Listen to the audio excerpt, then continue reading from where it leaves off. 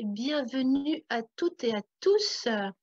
Et oui, parce que ce live aujourd'hui concerne aussi les garçons. Exactement. Je suis honorée aujourd'hui de vous recevoir toutes et tous sur un Zoom webinaire live Facebook. J'y suis arrivée. Yes, je deviens la technicienne des lives. Et aujourd'hui, je voudrais vous présenter ma kiné préférée. C'est pas ma sorcière bien-aimée, mais c'est c'est presque ça. C'est ma kiné bien-aimée, Marie Imbeau, que j'ai rencontrée il y a quoi? Il y a quelques mois maintenant, Ouais. juste après mon opération de la hanche, où tu as commencé par t'occuper de ma cicatrice. Mhm. En aiguille, on a approfondi, on dira, notre relation. Exactement. On est passé de Et la piste à la fibre. ma rééducation s'est approfondie aussi. Voilà, voilà. Donc, n'hésitez pas à me dire là en chat si vous nous entendez bien, si le son est OK. Voilà, dans le live. Voilà. N'hésitez pas à partager également ce Facebook Live qui, à mon avis, est d'utilité publique. Je suis forcément d'accord. Et je vais laisser la parole à Marie pour qu'elle puisse se présenter. Et puis en suivant, ben Marie, moi je serai là juste pour te canaliser.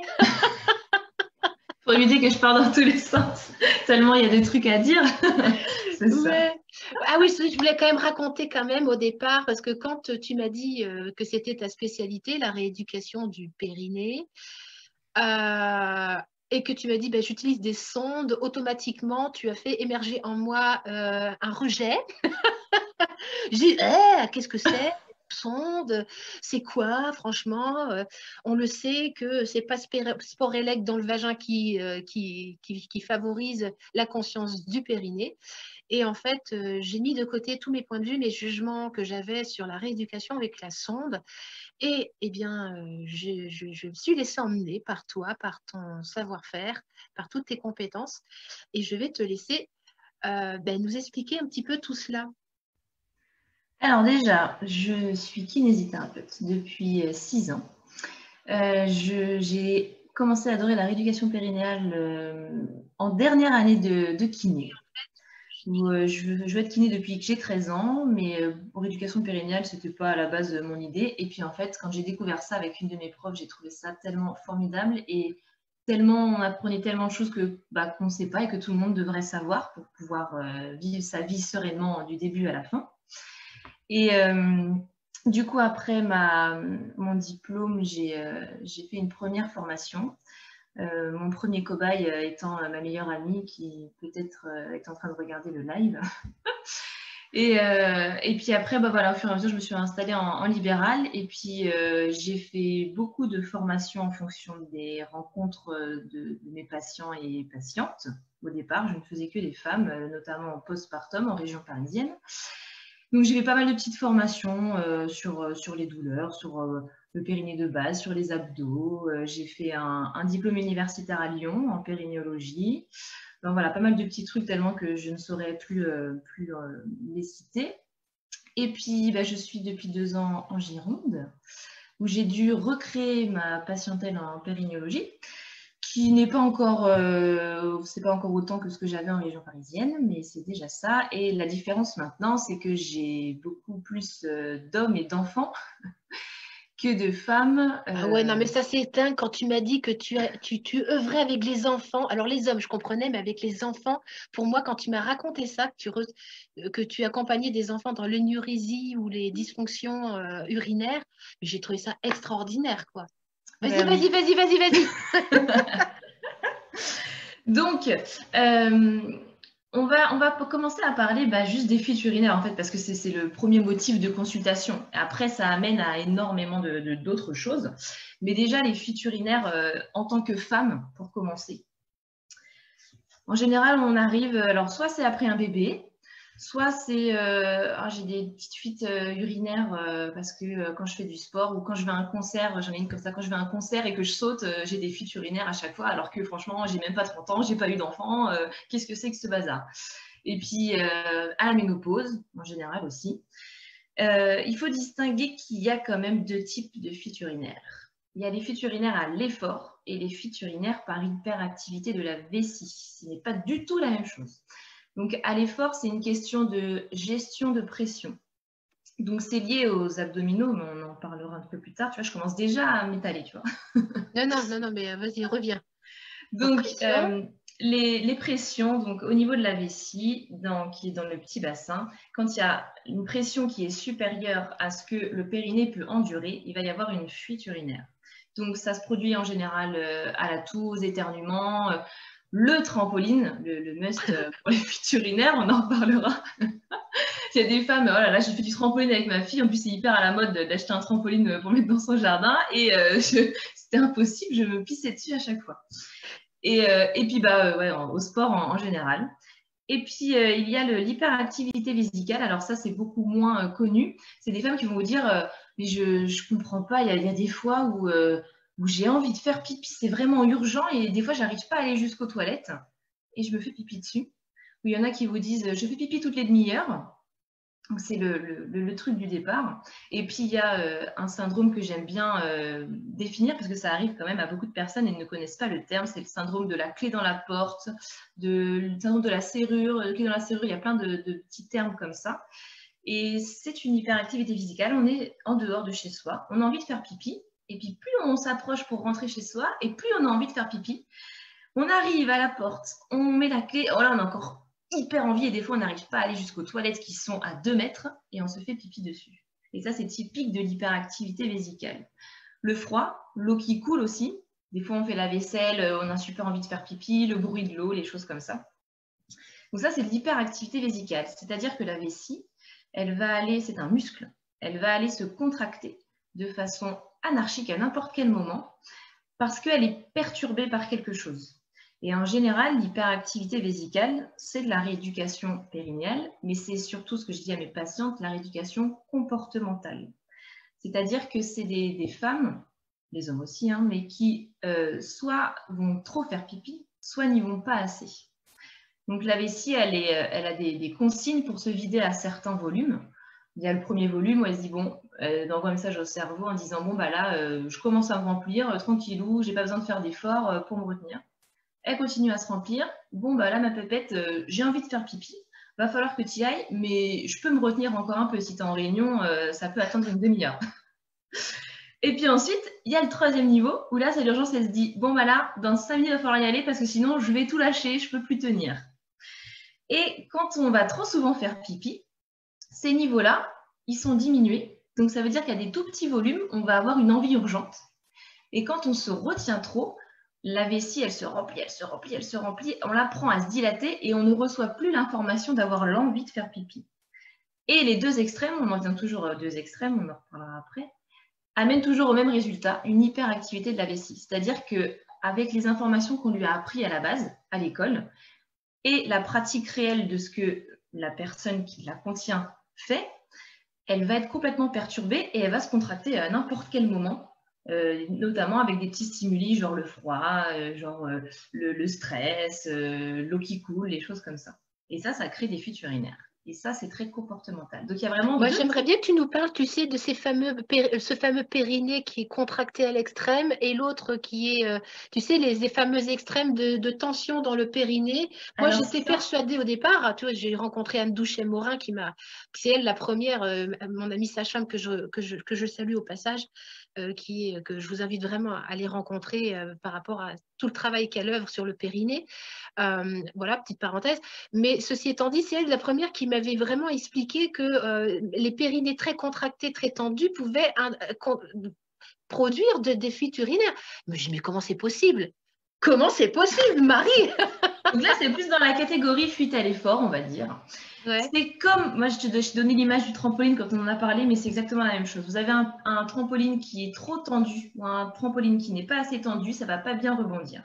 Le périnée, c'est la même chose dans le sens où il est fait pour aller absorber les pressions de quand vous marchez, quand vous toussez, quand vous faites des efforts.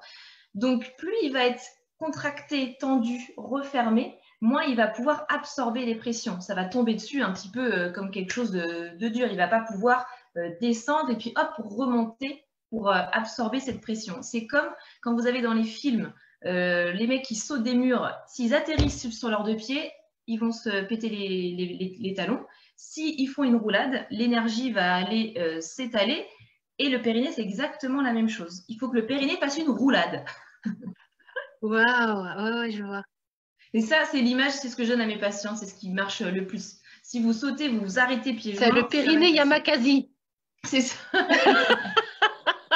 Périnée Yamakasi, c'est exactement ça. Donc ça, c'est ça qui est hyper important et c'est pour ça que c'est pas juste du travail de renforcement périnéal parce qu'il y a des femmes, non, elles n'ont pas besoin d'être renforcées, elles ont besoin d'être relâchées. Et surtout, elles ont besoin de prendre conscience du mouvement de leur périnée. Parce que le plus gros problème, finalement, c'est beaucoup plus compliqué une femme qui a un périnée qui est trop tonique qu'une femme qui a un périnée hypotonique parce que aller chercher la contraction est beaucoup plus facile que d'aller chercher le relâchement. Et notamment, quand on doit aller chercher le relâchement, on doit chercher encore plus dans la conscience de son périnée. Et ça, c'est encore plus dur. Par exemple, je peux sortir ma petite sonde là. Oui, oui, oui. Les sondes. Magique. Ton antenne de Lecher.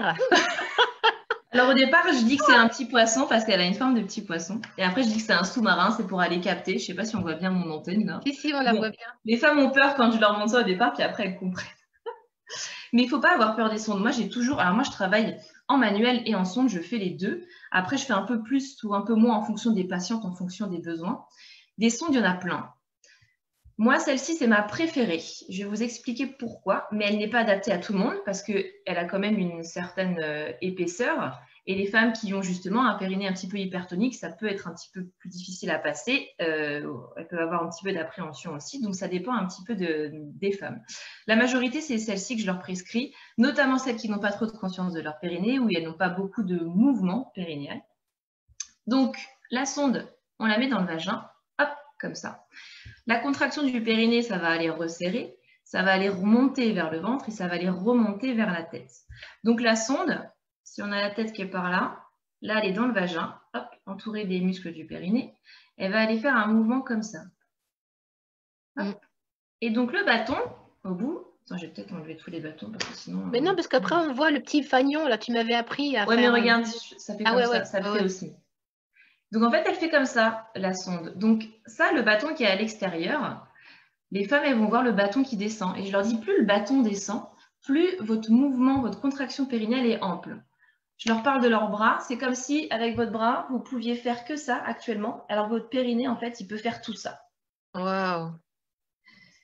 Et du coup, ça, avec la sonde, c'est hyper parlant. Donc là, il n'y a rien, c'est juste une sonde, c'est du mécanique, il n'y a pas d'électricité, il n'y a rien du tout. Là, c'est juste, on met la sonde, on regarde le bâton. Et là, elle le voit, ah oui, effectivement, ça descend. Et puis du coup, elles le voient descendre et elles peuvent, je leur demande d'aller se concentrer sur les sensations qu'il y a à l'intérieur. Des fois, c'est plus facile aussi avec une sonde parce qu'il y a quelque chose qui touche pour aller sentir. Quand quelque chose touche, il y a plus d'afférences sensitives, donc du coup, on peut mieux aller détecter ce qui se passe. Ensuite, on branche sur l'ordinateur. Je ne les électrocute pas, je vous rassure. Ensuite, on va faire ce qu'on appelle un travail en biofeedback. Et là, moi, j'appelle ça visualisation. Ce que tu vois, peut-être, on peut faire en visualisation, tu sais, parce que tu m'as fait faire plein de choses avec la fleur, avec le machin. Enfin, il y avait différentes vies. Et bien, c'est là où moi, j'ai trouvé que c'était hyper intéressant. Ouais, mais ça, après, comme tu l'as dit, ça dépend de tout le monde, de ce qui parle à chacun. Je ne sais pas si tu peux aller mettre les petites vidéos que je t'ai envoyées tout à l'heure. Je peux essayer. Pour vous montrer donc ce que c'est que le biofeedback, donc on appelle ça comme ça, c'est-à-dire qu'on relie la sonde à l'ordinateur et qu'ensuite la contraction du périnée va aller produire une montée d'un petit bonhomme, ça s'appelle des petits bonhommes, sur l'ordinateur. C'est-à-dire qu'il y a un petit bonhomme qui représente à l'instant T la contraction de votre périnée. Quand vous contractez, le petit bonhomme il monte. Quand vous relâchez, le petit bonhomme il descend. Et il y a d'autres représentations, notamment avec la fleur. Je vous l'ai mis aussi en vidéo si on arrive à le faire. Attends, je vais essayer de te retrouver. Vas-y, continue. Hein. Donc avec la fleur, c'est le système où vous avez une fleur de lotus Quand vous contractez, la fleur se ferme et quand vous relâchez, la fleur s'ouvre. Donc ça, notamment pour les périnées qui sont un petit peu hypertoniques, le système de la fleur qui s'ouvre, c'est quand même hyper intéressant. Et là, ça permet de voir ce que votre périnée est capable de faire. C'est hyper ludique parce que les gens, ils s'amusent beaucoup. Je leur dis toujours à la première séance, notamment les hommes qui sont un petit peu plus anxieux par rapport à ça, je leur dis, vous allez voir, vous allez beaucoup vous amuser. Et ils me regardent tous et ils me disent, franchement, je ne suis pas sûre. Je leur dis, on en reparle dans 2 séances. Bon, Et puis, j'arriverai pas à la transférer, là, la vidéo, c'est pas ah grave. mince. Je le ferai plus tard. Ok, d'accord. Bon, donc on verra, il y a des petits dessins du coup à suivre. Donc il y a des parcours, il y a des contractions en pic, il y a des plateaux, il y a plein de dessins différents qu'on peut faire, des vagues, pour apprendre à contracter plus ou moins fort son périnée, donc à éveiller la conscience de son périnée et à pouvoir le maîtriser. On le fait au départ allongé parce que c'est hyper important, bah, c'est le moment où on va aller sentir ce qui se passe, on va prendre conscience. Avec l'ordinateur, le souci, entre guillemets, on voit bien ce qu'il y a sur l'ordinateur. Après, les patients, en général, sont très focalisés sur l'écran. Donc, il y a des fois où je mets juste l'ordinateur pour moi. Je leur demande de ne pas le regarder et je leur demande, voilà, je leur demande des consignes. Faites-moi ci, contractez-moi votre périnée à fond, contractez-le-moi à moitié, des choses comme ça. Et après, je leur montre sur l'écran ce que ça a donné et ils voient s'ils arrivent à gérer sans voir et juste en ressentant leur périnée, comment ils peuvent le maîtriser. Et je voulais dire un truc, je ne sais plus. Moi, j'ai trouvé ça hyper intéressant. Tu sais, certaines fois, on suit un diagramme, c'est de sentir, tu sais, les muscles beaucoup plus, les muscles très forts, et on peut aller vraiment dans des toutes petites subtilités de contraction. Moi, j'ai vraiment découvert en fait les subtilités de mon pubococcygien, de mon périnée. Et puis les moments où je commence aussi à fatiguer et que je commence à essayer de prendre le relais avec d'autres muscles. Exactement. Et ça, alors ça peut être un problème aussi parce que voilà, c'est une sonde, c'est une machine et ça détecte tout ce qui se passe.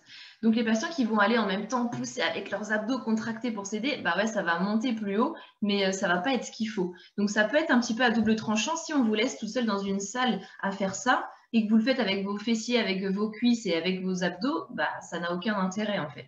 L'intérêt, il faut faire, enfin ça c'est hyper intéressant comme travail, mais il ne faut pas être tout seul, il faut être accompagné pour être guidé. C'est toujours, voilà, quand on ne connaît pas, on n'a jamais entendu parler, il faut être guidé par rapport à ça. Super important. Après, il y a aussi les sondes anales, on n'utilise pas que des sondes vaginales. Par exemple, s'il y a du vaginisme, je n'en ai pas parlé tout à l'heure, il y a des plus petites sondes qui existent, des sondes tampons, et on peut mettre des sondes anales. Juste, j'ai pensé à ça là à l'instant. Donc, on parlait du travail allongé, la prise de conscience au départ, bien ressentir son périnée, pouvoir être bien relâché du reste du corps. Après, il y a le travail, alors, assis, je le fais avec certaines personnes en fonction de comment elles peuvent se placer avec la sonde, notamment avec les sondes anales, j'arrive un peu plus à le faire. Les sondes vaginales, c'est beaucoup plus gênant pour s'asseoir dessus. Et puis, le travail debout, parce que notre périnée, on s'en sert comment? On s'en sert debout. Les femmes, je leur dis, vous avez des fuites quand vous êtes allongées? Ah ben non, bah alors vous travaillez debout alors, ça me paraît logique. Donc on travaille debout, je les fais travailler sur un pied, je les mets sur un coussin, je les fais parler en même temps aussi. Ouais. La respiration, il y a combien de personnes, j'ai un monsieur en ce moment, c'est impossible de le faire parler en même temps qu'il contracte son périnée. Donc j'essaye. Mais en fait le périnée, je leur dis c'est comme les muscles des doigts. Vous pouvez bouger votre index et me parler en même temps. Bah, votre périnée, vous devez pouvoir faire pareil. Sauf que vous Anne de chez n'avez Mora, jamais elle eu appelle l'habitude. ça un orgue. Elle appelle ça un orgue Ouais. avec Non, mais plein de touches.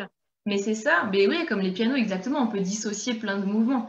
Et il y a certaines personnes qui n'ont pas bien conscience de leur périnée, qui ne peuvent pas le contracter sans contracter autre chose, sans bloquer leur respiration. Donc voilà, il y a des processus qui sont un petit peu plus longs. Hein. Des fois, quand on me demande j'ai besoin de combien de séances viennent d'arriver, ben, je ne sais pas, je vais déjà faire le bilan, puis on va voir ce que ça va donner. Et puis ça dépend, il y en a qui vont en prendre conscience très rapidement avec des petits trucs, avec la sonde, avec le bâton, des choses comme ça. Et puis il y en a, ça va être très, très, très, très compliqué.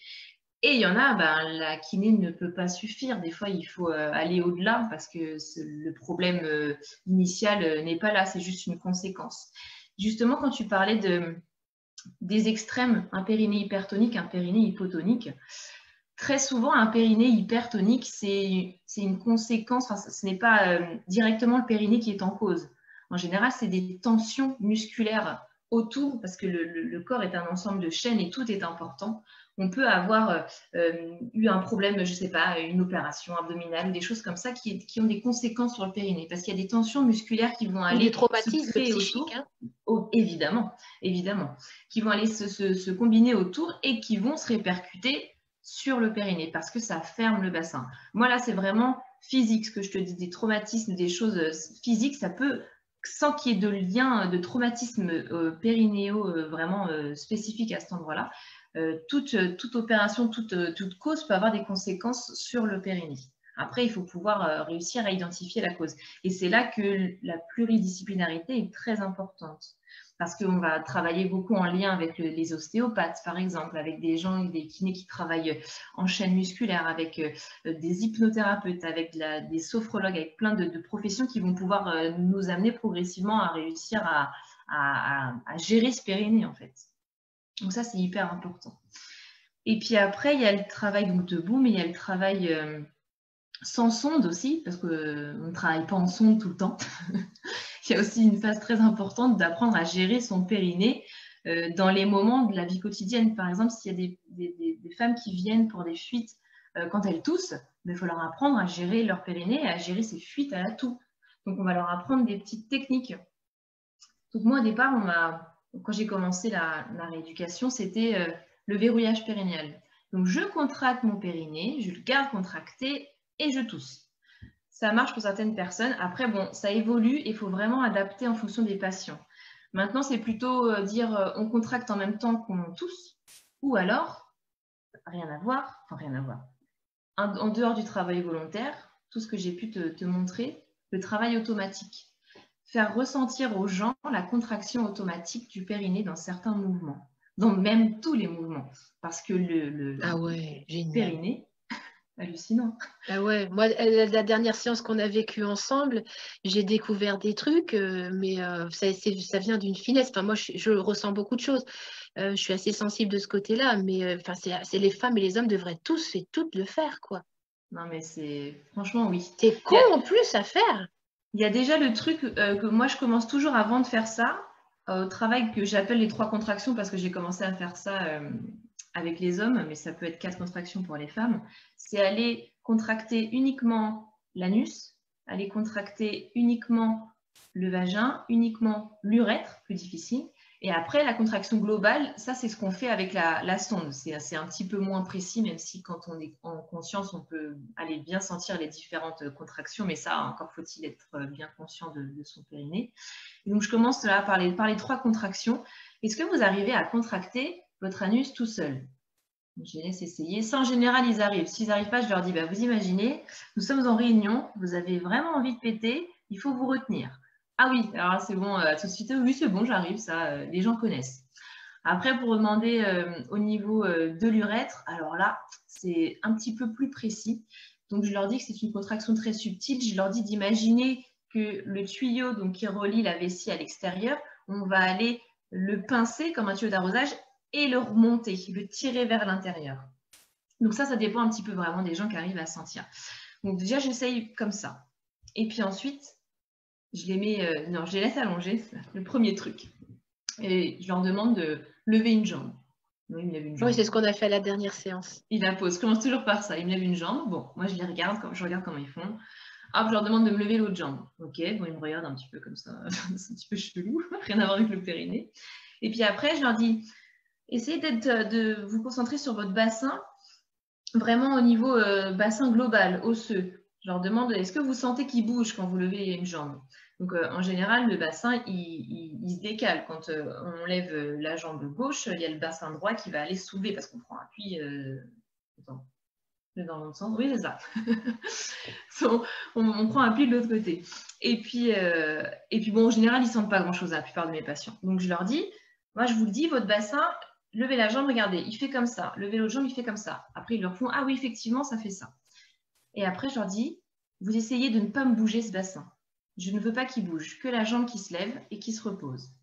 Ah, ils me regardent comme ça. Ah bah oui, bah alors là, je serre les abdos. Oui, là, je sens comme ça. En général, ils me répondent tous au niveau des abdos en premier. Je crois que d'ailleurs, toi aussi, il me semble. Et puis après, je leur dis, OK, très bien, vous sentez au niveau des abdos, c'est une bonne réponse. Et est-ce que vous sentez quelque chose au niveau de votre périnée? Donc, tout le monde ne le sent pas. Il y en a qui sentent, ah oui, je sens quelque chose, mais c'est tout petit, c'est vraiment tout léger. C'est pas du tout comme ce qu'on fait sur l'ordinateur. Et je leur dis, ça, c'est une contraction de votre sphincter urétral. Au niveau de Ah l'urètre, ouais. hop, ça se resserre. Ah, mais c'est ça, mais c'est fou. Et là, les gens, du coup, ah, mais en fait, j'arrive à le faire. Si je le commande, finalement, j'arrive. Il faut juste aller mettre le doigt sur quelque chose qui se produit automatiquement pour que ça soit dans la conscience, en fait. Et là, Moi, ah, mais c'était oui, là en où fait, j'avais pas j'arrive de à le faire. conscience. Moi, j'avais pas beaucoup de conscience dans mon périnée, entre guillemets, urétral, je pense si on peut parler, mais de ma conscience de l'urètre. C'était là, mais pas franchement. Et le fait que tu me fasses faire tous ces petits exercices, de lever la jambe, puis il y en a d'autres, hein. Moi, ce qui était le plus flagrant, c'est quand tu m'as demandé Comme de ça. faire l'élévation Ah oui. antérieure.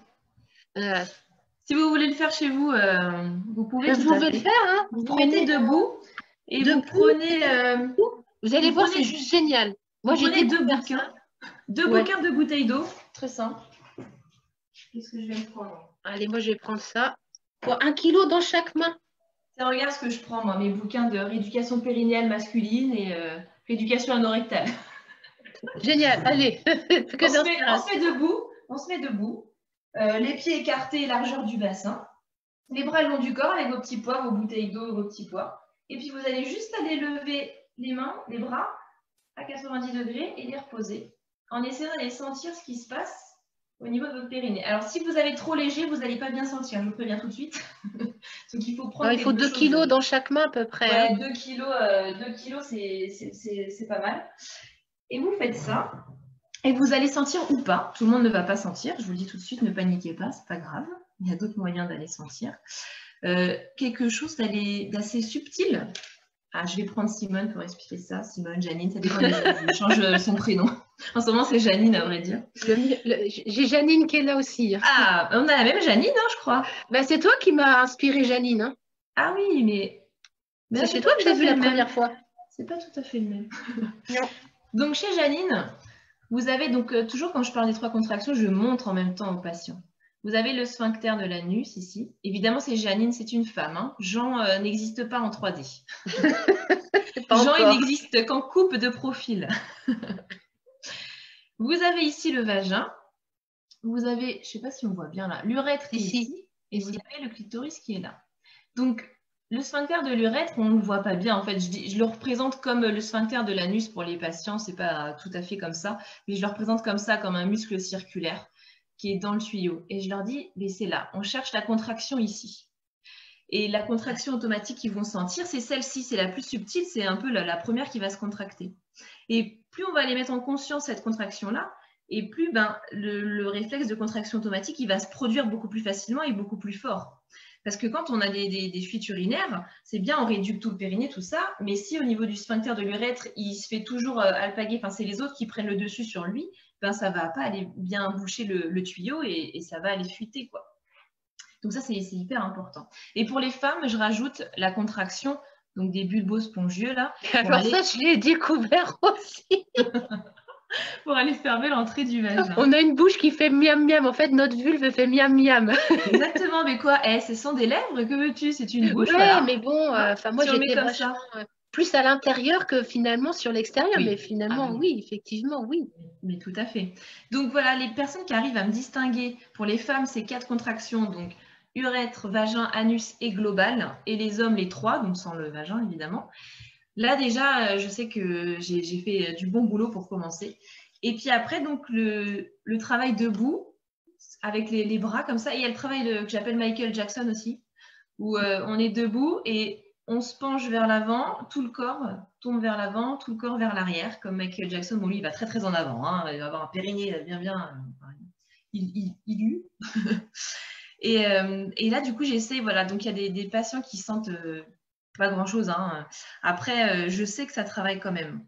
La contraction automatique est là parce que le périnée fait partie des muscles de la posture. Les muscles de la posture, ils sont là pour vous rééquilibrer. C'est eux qui vont aller fixer le cadre osseux pour que vous puissiez faire votre mouvement en toute sécurité. Donc, ça va aller régler tous les petits déséquilibres. Là, je prends la plateforme, et c'est ce qu'on voit dans cette formation où j'ai appris tout ça, la plateforme pétrolière qui est en pleine mer et qui doit être complètement stable. En pleine mer, complètement stable avec les vagues, c'est pas hyper facile. Donc, il y a des petits moteurs en fait à chaque angle qui va aller s'activer au moment où il y a besoin pour rééquilibrer la plateforme. Et les muscles de la posture, c'est exactement la même chose. Ça va aller se contracter des petites contractions rapides comme ça pour vous rééquilibrer, pour éviter de tomber par exemple. Et les muscles du périnée font partie de ces muscles-là. Ils vont aller se contracter avant même le mouvement. Donc là, quand on a fait l'exercice des poids comme ça, c'est pas quand vous arrivez là que vous allez sentir la contraction de l'urètre. C'est au moment où on a 90 degrés. Alors, on la sent même au tout début, juste avant, mais on la sent à l'apogée à 90 degrés, parce que c'est là où ça doit aller se contracter le plus fort pour maintenir la posture. C'est là que c'est le plus grand déséquilibre, parce qu'on éloigne le bras de levier le plus important. Tu éloignes le plus possible du corps. Donc, plus le déséquilibre est important, plus on va aller sentir la contraction automatique. Et là, du coup, ça permet d'aller faire un vrai travail profond parce que votre périnée travaille toute la journée de façon automatique. Donc, le travailler de façon volontaire, juste volontaire et allongé sur une table, ce n'est pas suffisant. Il faut aller le travailler debout, en conditions réelles, et il faut aller le stimuler dans ses fonctions principales automatiques. Dès que vous bougez, dès que vous marchez, dès que vous sautez, votre périnée va aller se contracter. Et donc après, voilà, en fonction des besoins des patients, en fonction de s'ils ont des fuites en toussant, en faisant du trampoline ou quoi, on va aller lui travailler en fonction des besoins du patient pour leur faire prendre conscience dans leurs conditions de quoi ils ont besoin et qu'est-ce qu'il faut faire. J'ai une question, Marie. Vas-y. J'ai une question de la part de Sophie qui dit quelle est l'incidence d'une césarienne sur le périnée? Parce que toi, tu œuvres beaucoup avec aussi les femmes qui ont été parturientes. Qu'est-ce que tu as comme conséquence? Alors, déjà, il faut savoir un truc qui est très important, que je pense qu'il est vraiment important à préciser. L'accouchement, c'est la goutte d'eau qui fait déborder le vase. Les femmes qui ont des soucis après leur accouchement, donc évidemment tout dépend de l'accouchement, mais le périnée en général a eu des soucis avant. Il faut savoir que la première cause... Anne Douchet-Morin dit la même chose. La première cause de déficience au niveau du périnée, en fait, c'est la constipation. Ah. Pour deux choses. La première, c'est les selles qui s'accumulent dans le rectum vont aller peser sur le périnée et le fatiguer. Et il y a toutes les poussées excessives, répétitives au quotidien parfois, vraiment des fois à se tenir le siège des toilettes et à devenir toute rouge pour essayer d'exonérer. Ça, c'est des mini-accouchements répétés tous les jours. Et donc après, il y a un gros accouchement, il y a toute une perturbation au niveau physiologique qui, hop, pour moi, je dis que c'est la goutte d'eau qui fait déborder le vase. Mais la constipation, c'est le premier truc à soigner. Donc, pour revenir sur la césarienne, et je reviendrai après sur la constipation parce que c'est très important. La césarienne, donc déjà, on peut avoir eu une césarienne en ayant essayé de pousser avant. Donc, du coup, on a possiblement lésé un petit peu le périnée. Et la césarienne, ce sont les abdos. Quand on coupe, qu'on écarte, on ne coupe pas tout, hein, mais on en coupe certains et on écarte d'autres pour aller chercher le bébé, il y a les abdos qui sont fragilisés en fait, parce qu'ils ont été traumatisés, parce qu'ils ont été écartés ou coupés. Donc, qu'est-ce qui va se passer quand les abdos vont pas bien pouvoir réaliser leur fonction, qui est de maintenir vos organes et d'aller vous faire souffler? Et les pressions vont être encore plus importantes sur le périnée. D'où le travail abdominopérinéal, hyper important. Les abdos, c'est eux qui vont aller possiblement pouvoir faire souffrir encore plus le périnée. Et du coup, au fur et à mesure des années, pouvoir descendre un petit peu plus les organes ou quoi. Donc, il est hyper important d'aller faire une rééducation, même si on a eu une césarienne, pour deux choses. Déjà parce que, en fait, il faudrait faire des séances avant toute femme qui va avoir un enfant pour prendre conscience de son périnée. Donc, même si vous n'avez pas fait d'essai par voie basse, juste pour avoir conscience de votre périnée, ça vous sauvera peut-être la vie plus tard. Et parce qu'il y a une rééducation à faire au niveau abdominal qui est très, très importante. Et au niveau cicatriciel aussi. Parce que qui dit cicatrice dit adhérence à l'intérieur. Donc, c'est comme si vous mettiez de la colle et que après, la colle, quand on veut bouger quelque chose qui est collé, on ne peut pas. Les cicatrices, c'est pareil. Il faut aller les masser pour aller libérer les plans de glissement. Mieux ça glisse, mieux ça bouge, mieux les pressions vont pouvoir être absorbées. C'est tout à fait la même chose qu'un périnée qui est hypertonique, c'est quelque chose qui ne bouge pas. Donc plus ça va aller bouger au niveau abdominal périnéal et mieux les pressions vont pouvoir être bien dirigées et bien absorbées. Donc hyper important la rééducation après césarienne. Et qu'est-ce que tu pourrais dire donc à ces femmes-là, finalement, qui nous écoutent et qui souffrent de fuite urinaire et que finalement, on les envoie forcément vers les protèges slip. Voilà, c'est que c'est pas non plus une... Tu comprends ce que je veux dire? C'est comme si finalement, quand on voit toutes ces pubs, moi j'ai cette sensation que ça devient une normalité. Qu'une femme, à partir de 60 ans, même voire avant, parce que finalement, elles sont de plus en plus jeunes, que toi, quand tu as des fuites urinaires, tu es une bonne femme, donc c'est normal. Non, mais... Est-ce que c'est vraiment normal, Madame Périnée, enfin Madame Marie, Madame, je ne sais plus ton nom, comment tu t'appelles? Bachol. Madame Bachol, est-ce que c'est vraiment normal d'avoir des fuites urinaires? Non. Que dire? Non. Ça, il faut bien comprendre que c'est un business, hein, que c'est de l'argent, qu'il s'appuie sur quelque chose qui est très facile à gérer, c'est la honte. Et Waouh! il s'appuie sur la honte des femmes, des femmes et des hommes hein, aussi, faut en prendre conscience. C'est honteux. Maintenant, il y a le commerce en plus en ligne qui nous permet d'acheter ça très discrètement. Non, ça s'appuie sur ça. Les pubs, on vous voit, mais les nanas, elles mettent une couche. On appelle ça des protections pour faire bien pour les adultes, mais c'est des couches, quoi. Elle a 40 ans, elle met sa couche, elle est contente. Elle fait du sport, elle se fait pipi dessus en même temps qu'elle fait son sport, elle est contente. Bah non, je suis désolée. Je suis désolée, mais on ne peut pas être content de ça. C'est absolument pas normal. Et il y a des solutions qui existent, c'est surtout ça. Il y a beaucoup de thérapeutes, beaucoup de kinés qui font des rééducations de merde, si je peux me permettre, qui mettent une sonde qui se casse et voilà, madame, vous avez fait 10 séances, c'est bon, au revoir. Moi, j'en ai vu plein après, des patientes récupérées comme ça, qui pensaient que c'était fini, qu'elles n'avaient plus aucun espoir. Ben non, j'ai fait 10 séances et ça n'a rien donné. Bah, c'est sûr, si on ne vous apprend pas à contrôler, à ressentir votre périnée, il ne va rien se passer, quoi. C'est pas juste en mettant de la sonde et de l'électro que ça va aller. Et c'est vraiment ça, on nous fait croire, et parce que les zoothérapeutes, les médecins, les gynécologues et les gynécologues compris, ils sont très mal informés sur la rééducation périnéale. Ils ne savent pas. Moi, quand j'étais en stage pendant mes DU, pendant mon DU, les gynécologues, mais en fait, vous faites quoi en rééducation périnéale? C'est quand même eux nos principaux prescripteurs, et ils ne savent pas ce qu'on y fait. C'est quand même dommage. Donc, il y a vraiment un manque de communication entre les professions qui fait que personne ne sait ce que l'autre fait. Oh, bah allez, j'ai une liste de kinés, bon, je ne les connais pas, mais, ou de sages-femmes, allez-y, ce sera bon, on lit dans la liste. Donc, les patients ont confiance, parce que c'est le médecin qui a donné ce nom-là, et voilà. Et en général, ça se passe pas toujours bien, quoi. Et après, on récupère des patients qui sont un petit peu déprimés. Donc non, c'est certainement pas normal. Il faut oser.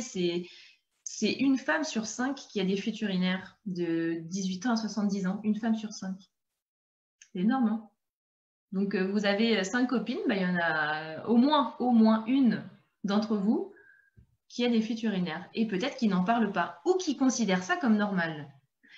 J'ai eu ça, là, j'ai une élève qui m'a envoyé son mémoire hier sur les fuites urinaires pour les coureuses. Elle était dans un club de course à pied, donc des nanas de 20 ans, quoi. Et donc, elle faisait un atelier de prévention par rapport à son mémoire, enfin, super intéressant. Et puis, je lui dis, tu devrais rajouter une question dans ton questionnaire. Est-ce que c'est normal d'avoir, et j'ai volontairement pas mis fuite urinaire, mais perdre un petit peu d'urine quand je cours? Est-ce que c'est considéré comme normal?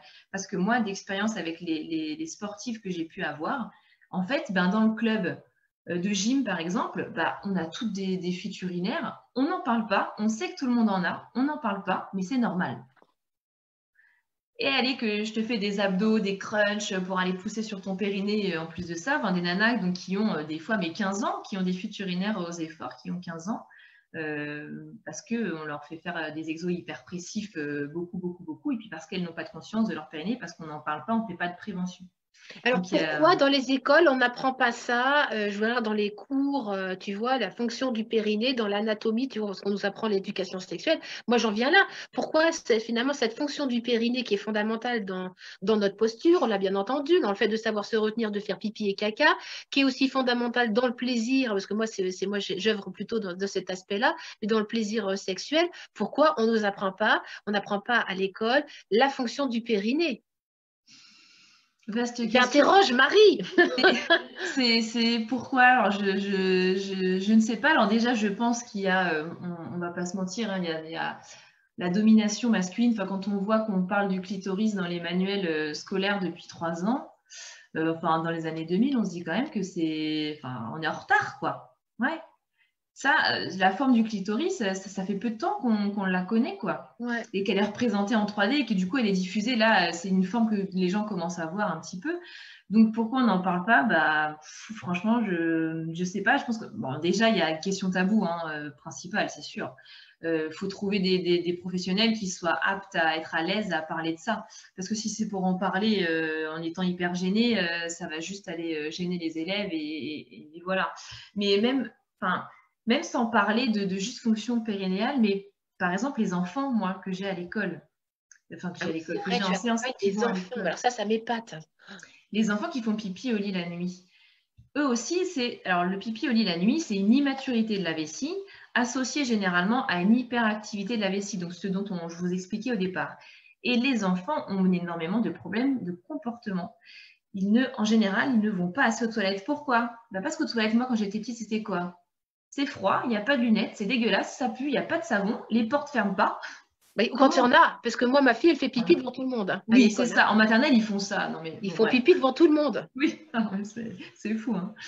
Donc, déjà, à partir de là, s'il n'y a pas cette simple éducation, donc il faut un environnement, en fait. Pour pouvoir apporter une éducation, pour pouvoir appliquer cette éducation, il faut l'environnement qui correspond.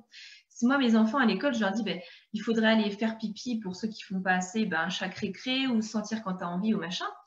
Mais oui, mais y a machin qui me pousse dans les toilettes, il ouvre la porte alors que je suis dedans. Mais qu'est-ce que vous voulez que je lui dise, moi? Il ne peut pas forcément aller faire pipi dans ces conditions-là. C'est impossible. Donc déjà, il faut aller corriger au niveau environnemental. Donc oui, il faut diffuser la parole au sein des écoles. Hein. C'est un projet que j'ai, voilà, pour les petites écoles, même les collèges, aller donner ces informations périnéales et pour les petites écoles, informer les instits, les directeurs d'école pour faire des travaux, mettre en place des choses pour qu'aux toilettes, les enfants puissent se sentir en sécurité. Aller faire pipi, faire caca, c'est de l'intime. Si on n'est pas en sécurité, c'est pas possible d'aller se détendre pour aller plaisir ce uriner. que tu dis là. Ça me touche parce que moi, je vois ma fille, Iléna, qui a 5 ans. Je la vois, j'ai vu les toilettes et je suis en train de percuter avec toutes quand on était pendant le confinement, toutes les fois, tu vois, où elle faisait tout le temps pipi, tout le temps, elle avait une hyperactivité de la vessie. Je me suis même demandé, il faut que j'aille voir un urologue, elle doit avoir un problème. Bon, c'est rentré, si tu veux, dans l'ordre, mais émotionnellement, je veux dire, les enfants, ils répercutent énormément de choses sur leur vessie, sur leur périnée, et que c'est un lieu d'émotion. L'intime, ils ont besoin de l'intime. Ah, mais clairement. Et dans certaines écoles, c'est clairement pas possible. Donc après, ça provoque, voilà, comme ta fille, des hyperactivités de la vessie. Ça peut provoquer des fuites urinaires chez les enfants. Et puis après, il y a les enfants les enfants sont beaucoup moins dans leur conscience que les adultes. Et c'est ça qu'il faut leur amener aussi. Moi, j'ai une petite fille en ce moment qui faisait pipi au lit la nuit, qui ne le fait plus, mais c'était il y a 1 ou 2 ans. Et maintenant, je la revois. En fait, c'est tabou pour elle d'aller parler. Elle a des petites fuites urinaires à l'école. Elle ne sait pas trop à quel moment ça intervient. Elle en fait abstraction. On a réglé le problème de la nuit. Et ça, pour elle, c'est difficile d'en parler. Et puis, il y a la puberté. Cette petite gamine, elle a 9 ans et demi, si je ne dis pas de bêtises. Elle a une pilosité déjà importante au niveau intime. Et en fait, elle n'aime pas. Je lui ai demandé d'aller prendre un miroir, d'aller regarder toute seule à la maison avec maman, voilà. Et puis elle est revenue, sa mère, en me disant, elle n'a pas réussi, elle voulait pas, ça la dégoûtait. Et donc, du coup, je lui ai parlé des poils. Je lui ai dit, mais tu sais à quoi servent les poils? Et du coup, sa mère, elle me dit, oh, c'est vrai qu'on lui a jamais dit à quoi ça servait en fait les poils. Je lui dis, les poils, ils sont là pour te protéger des petites maladies qu'il peut y avoir, tout ça. Et si en fait, en tant qu'adulte, il faut essayer de se repositionner au niveau des enfants comme si on connaissait rien et essayer de leur expliquer ce qu'il y a qui pour nous est tout à fait logique et inné pour certaines personnes et acquis pour d'autres. Mais il faut se remettre à leur niveau de je ne connais rien, on me dit de faire ça, mais pourquoi je dois faire ça? On me dit d'accepter ce corps-là, mais pourquoi je dois l'accepter? Donc voilà, c'est une phase de changement. Enfin, il y a tout ça chez les enfants qui se passe et la puberté, notamment chez les filles, est de plus en plus tôt. sont plusieurs à avoir leurs règles maintenant en primaire, largement. Moi, à mon époque, c'était hyper rare. Ouais, ouais. Ah Et c'est oui, comme je tu disais, constates ça, toi? Ah oui. ouais, et justement, c'est sa maman qui me l'a dit. Je sais que c'était en évolution, c'est de plus en plus tôt les règles. Et là, justement, j'ai envie d'aller. Je me demande pourquoi, je ne sais pas pourquoi, en fait. Donc, pourquoi c'est de plus en Ben, plus moi, tôt? je Donc, l'apprends avec toi. Je ne savais pas que c'était de plus en plus tôt. si, c'est vraiment de plus en plus en primaire, elles sont de plus en plus à avoir leurs règles en primaire, quoi. Donc, Mais c'est c'est des des bébés. bébés encore en Mais oui, primaire. mais oui. Donc, c'est des bébés qui doivent faire, et c'est ce que je lui ai dit à cette petite gamine, je lui ai dit, tu dois faire avec ta mentalité qui est d'être une enfant, et tu es encore une enfant, mais tu es en train de grandir et tu as ton corps qui va plus vite que ta tête. Donc, c'est difficile à accorder, en fait. C'est une phase qui est de transition qui est hyper difficile. On a envie de jouer avec ses Barbies, mais en fait, bah non, mais j'ai des poils, mais je suis une femme, et machin. Et puis elle me disait, moi j'ai des copines, elles ont déjà des poils sous les bras aussi, tout ça. Enfin voilà, elles ont 9-10 ans. J'ai eu mes règles à 14 ans. Alors, autant te dire que c'est un autre monde. Alors moi j'ai eu mes règles à 10 ans, donc j'étais en CM2, donc, mais on n'était que deux et c'était hyper rare, quoi. Et j'étais préparée parce que ma mère m'avait préparée. Mais voilà, ça dépend des parents qu'on a, ça dépend de plein de choses en fait. Il y a des gens qui ne sont pas du tout à l'aise avec ça pour en parler parce qu'on ne leur a pas, on les a pas mis à l'aise à leur tour quand ils étaient enfants. Et voilà, il y a plein de raisons. Donc il faut pouvoir diffuser largement, expliquer aux adultes déjà pourquoi certains enfants ont besoin de ceci. Moi, je leur dis aux parents des enfants qui font pipi au lit, en fonction des besoins de l'enfant, je dis voilà, le maître, la maîtresse, il va falloir lui dire qu'il faut qu'il laisse cet enfant aller faire pipi pendant la classe s'il en a besoin, parce que sa vessie est déréglée. Si on le force à y aller à des moments où il n'a pas besoin, ça ne va pas le faire. Alors, je comprends bien que pour les instits, c'est hyper compliqué. Moi, ma mère était instit, je comprends bien le problème. Mais en fait, il faut trouver des solutions parce que sinon, on se mord la queue, en fait. Et Bien puis, moi, sûr. je leur dis, si le comportement n'est pas réglé, ben, la nuit, ça ne peut pas se régler parce que la journée, la vessie, elle est tellement sous pression, c'est tellement compliqué pour elle de gérer que la nuit, elle se relâche complètement. Si on ne corrige pas la journée, on peut difficilement corriger la nuit. Bon. Donc, tu vois, il y a plein de trucs à mettre en place. Et pour Tu les vas en enfants, je garder un petit peu précise. sous le coude, hein, parce qu'on a encore 2 autres rendez-vous. On va vous donner rendez-vous la semaine prochaine, encore jeudi. Qu'est-ce que tu as prévu pour la semaine prochaine? Je ne sais plus ce qu'on avait noté, qu'on allait partager avec Attends, je regarde. Je me souviens plus ce que en je t'ai dit. live. On va parler aussi, tu m'avais dit des hommes, la sonde pour les hommes, et puis les muscles des abdos. Ouais, l'anatomie, tout ça, bon, prise de compte, bon, c'est vrai qu'on a un petit peu parlé de tout ça, mais de toute façon, on va y avoir d'autres sujets, hein. Le travail, enfin, respiratoire, le lien abdos, enfin, voilà, vraiment un peu anatomie. Et puis après, il y a le côté, enfin, il y a la rééducation. Les fuites urinaires, c'est une chose, mais il y a quelque chose encore plus tabou que les fuites urinaires, c'est les fuites anales. Eh ben ça sera pour la prochaine fois. Voilà, c'est exactement ce que Parce que je moi, voulais je te ne savais dire. même pas que ça existait. Mais là, restons juste sur les fuites urinaires parce que j'ai pas beaucoup parlé des hommes.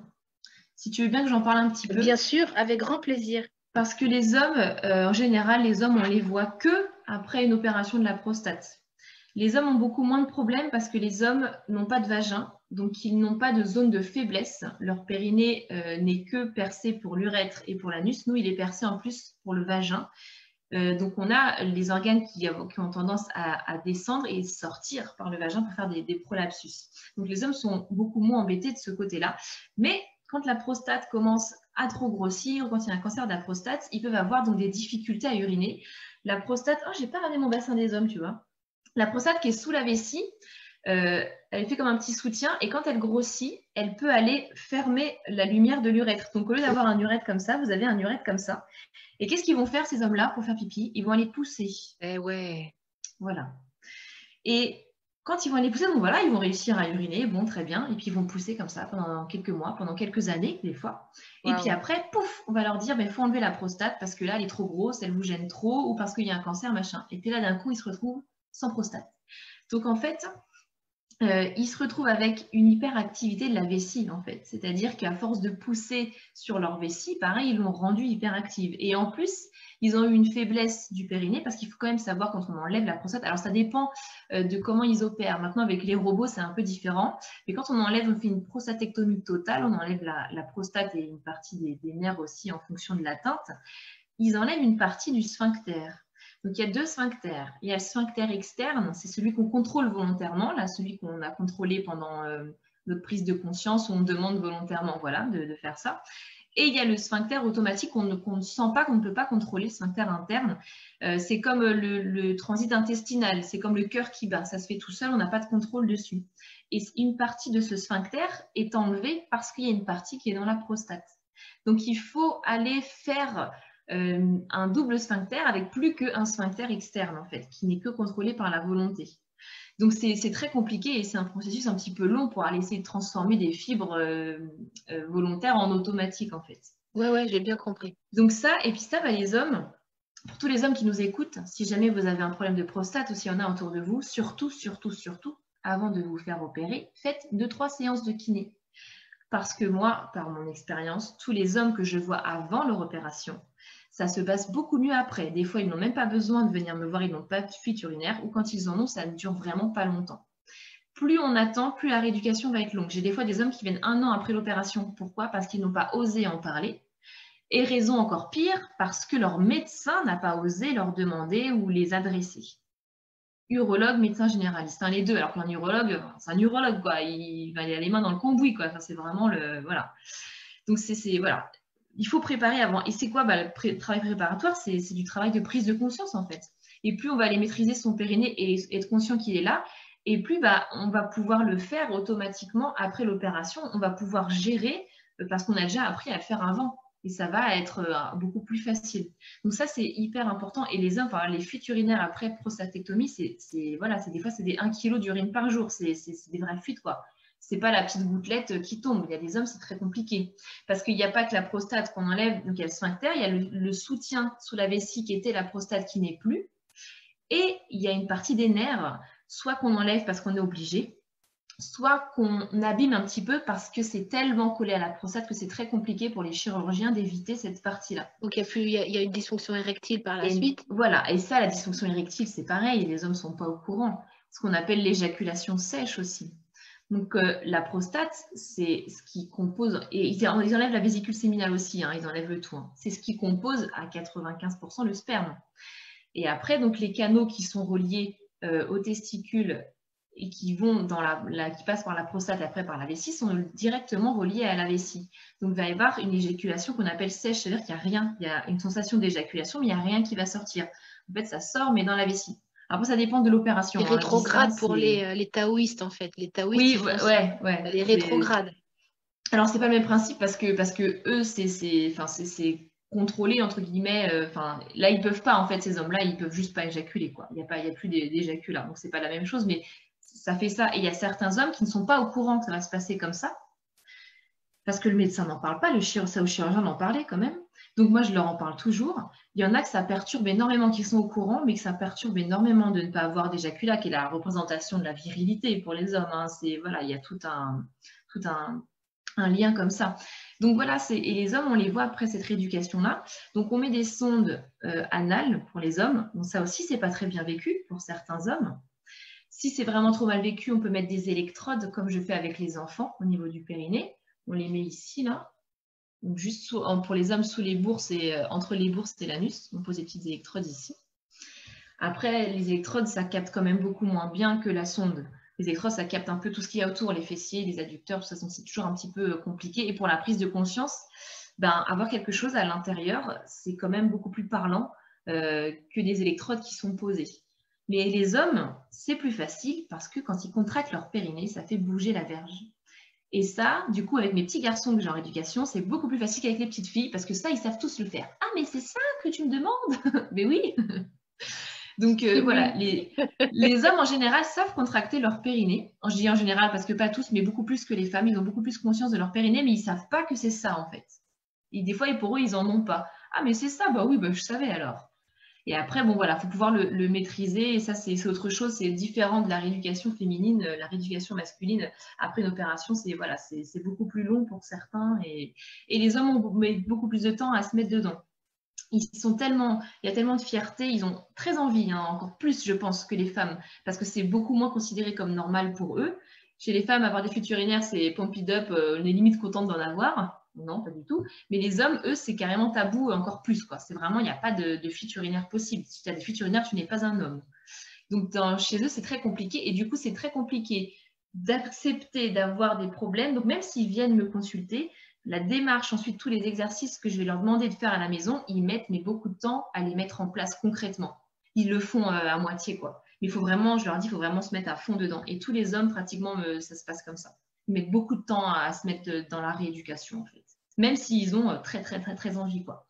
Il faudrait que ça se passe sans Il nous y a des aider. résistances, quoi. Ouais. Ils se confrontent à des résistances. Ouais. Bon, ma belle Marie, on pourrait continuer encore pendant des heures. On se Ok. retrouve la semaine prochaine. On vous donne rendez-vous la semaine prochaine, jeudi, la semaine prochaine à 12h30 pour Ouais. eh bien, d'autres partages de Marie concernant le périnée et puis tout ce que toute ta connaissance en fait. Hein. Les fuites anales. On parlera un petit peu des PCR aussi. Je balance juste le mot comme ça. Il y en a plein qui ne le connaissent pas, je Moi, pense. je ne connaissais pas. Hein. Là, j'ai découvert plein de choses. On en reparlera. Je te fais un gros bisou, ma belle. Je te recontacte tout de suite.